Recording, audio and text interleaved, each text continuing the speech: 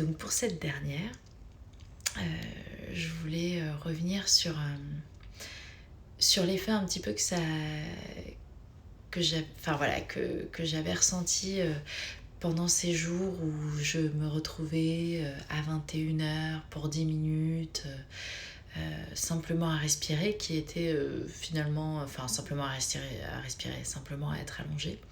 Ce qui finalement était un état que depuis un long moment je ne vivais uniquement que pour aller m'endormir.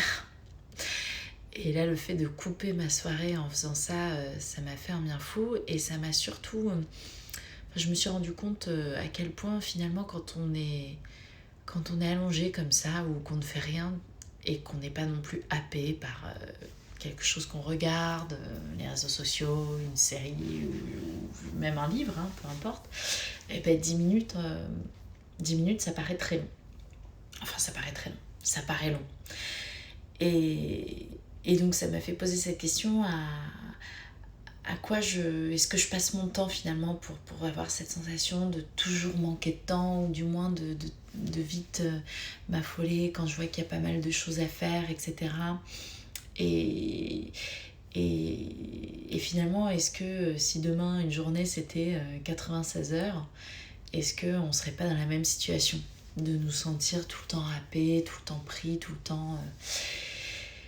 Et c'est là où je me disais que finalement, à force de trop en faire ou de faire beaucoup de choses sous prétexte qu'il faut avancer sur l'ensemble des sujets que l'on a en tête, etc., eh ben, on va finalement, sans vraiment nous poser, on va finalement tout simplement avancer jour après jour et voir ces minutes qui passent sans vraiment nous en rendre compte. Et c'est là où je me disais, mais ce temps ne s'arrête pas, mais ceci dit, ce temps long que l'on peut vivre allongé, il est exactement le même quand on est un petit peu dans l'affolement et que l'on est stressé pour faire ci ou ça. Et ben voilà, avant de commencer ces quelques minutes de respiration, je voulais tout simplement vous poser la question de qu'est-ce qui vous importe en ce moment.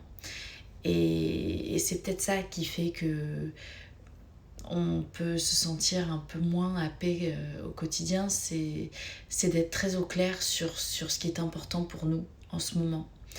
Et qu'on peut avoir des grands piliers comme la nourriture, bien manger, bien se nourrir, etc. Mais que d'une période à une autre, ce grand pilier peut être vécu autrement. Et je pense que c'est le fait de clarifier ce qui est important pour nous en ce moment, c'est vraiment ce qui va nous permettre aussi de nous sentir moins à la recherche de plus de temps pour faire, parce qu'on a tendance à force d'un petit peu naviguer, on a telle envie, on voudrait faire ci, ah bah c'est vrai qu'on voudrait aussi faire ça, ou on se sent complètement dépassé assez rapidement et on n'arrive pas à avancer comme on le voudrait, ou sinon on a beaucoup de choses qu'on aimerait faire et qui sont très vite abandonnées. Donc par exemple mieux manger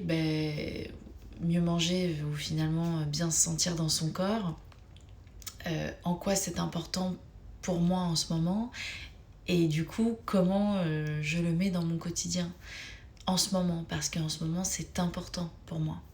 Mais il y a aussi toute cette idée de, si je me lance dans un projet personnel, je sais pas, je veux me lancer dans l'écriture, je veux me lancer dans une formation, j'en sais rien, c'est quelque chose qui du coup va me prendre du temps sur un temps donné pour le coup, et je vais pas me dire toute ma vie de telle heure à telle heure je me forme, etc. Et c'est du coup ce qui va faire partie de mes grands piliers importants. Et donc voilà, et donc dans ces 10 minutes là de respiration,